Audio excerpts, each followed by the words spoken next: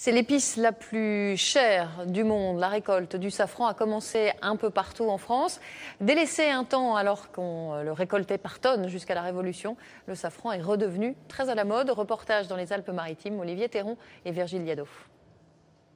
C'est la nuit que le miracle s'accomplit, que la floraison se déclenche. Au matin, dans les rangées, la fleur a éclos sa robe violette au soleil. Les premières à s'en délecter, ce sont les abeilles et les bourdons. Tout de suite après, la récolte de safran commence. Chaque fleur est délicatement cueillie. Il en faudra beaucoup pour produire du safran. Pour faire 1 gramme, il faut 250 fleurs.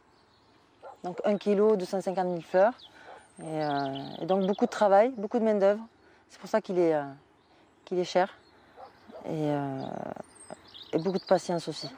35 000 € le kilo, c'est le prix de ce petit pistil rouge sang, 2 fois plus cher que l'or.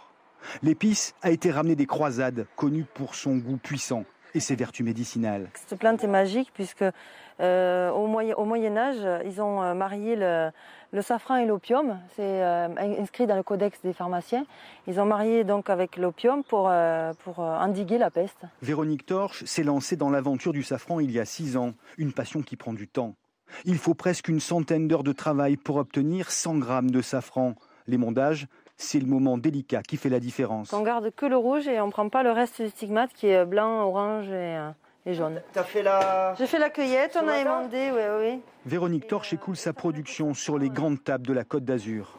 C'est cuisiné que le safran délivre tout son arôme. Ah, de suite, il y a tous les parfums, les arômes qui ressortent. Sur une entrée ou un dessert, le safran, c'est plus qu'un goût ou qu'une couleur. C'est une invitation vers un ailleurs. Et voilà. Et voilà, tout simplement. Du sport.